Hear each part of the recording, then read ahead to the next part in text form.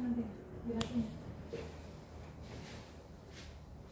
Selamat pagi Mbak Didi, Mbak Didi, Mas Didi. Ya, Mbak Dewi.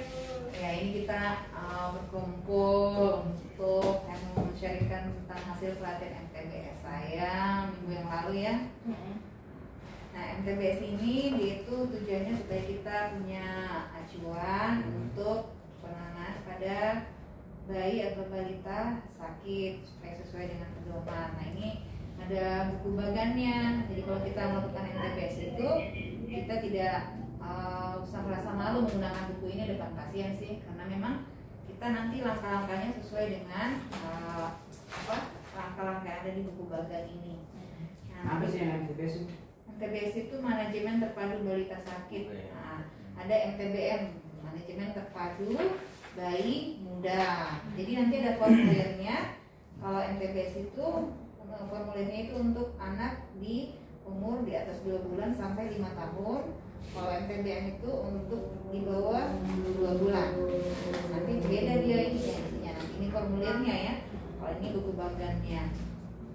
Nah, nanti buku bagan itu nanti kita lihat, nanti kita di poli kita masing-masing, di poli gizi juga bisa di poli anak ya, dan di poli KIA. Nah, dia ada daftar isinya. Ini bisa dilihat secara keseluruhan. Nah, kita akan menggunakan bagan pertama itu bagan balita sakit umur 2 bulan sampai 5 tahun. Nah, yang pertama kita lakukan itu nanti kita ada formnya, anggap aja ini ya, ini keluarin dari formulir MTBS.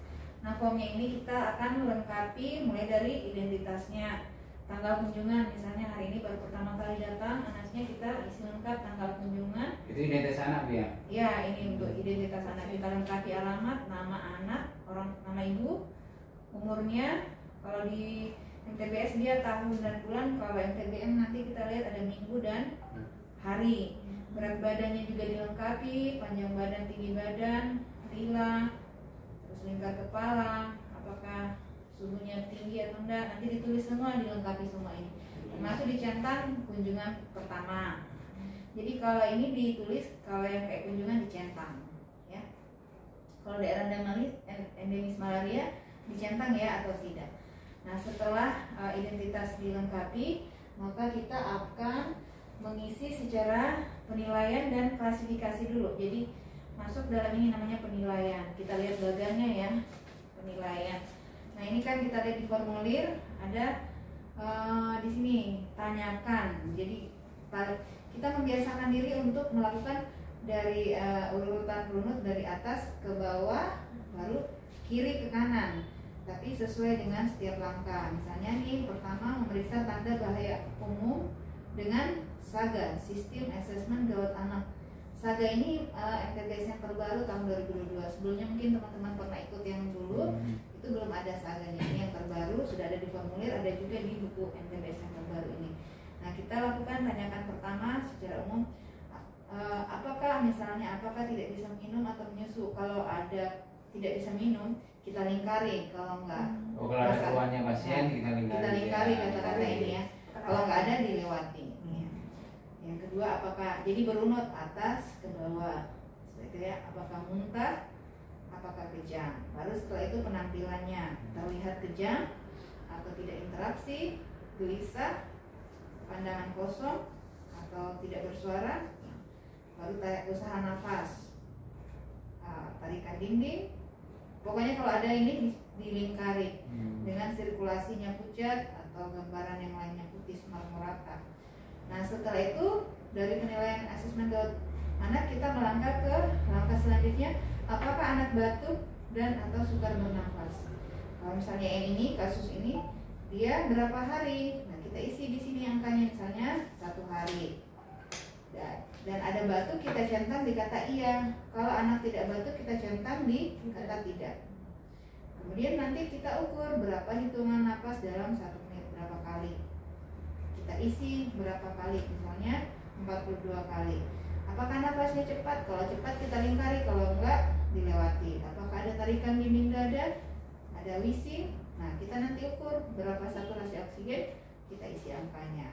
Setelah langkah untuk keluhan batuk, kita melangkah ke keluhan apakah anak diare. Kalau tidak, kita centang kata tidak. Kalau iya, kita tanya berapa lama, apakah ada darah, dan bagaimana keadaan umumnya, kita isi penampilannya mata cekung, dan bagaimana anak bisa minum atau tidak, seperti itu ya.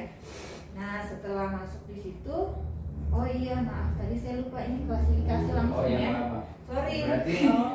Berarti jadi dari sini dari penilaian ini langsung ke klasifikasi, tapi di situ berarti. Iya. Oh. Maaf ini, nah kita lihat dulu. Apa yang kita temukan sini berarti kita cari di situ. Iya, kita temukan.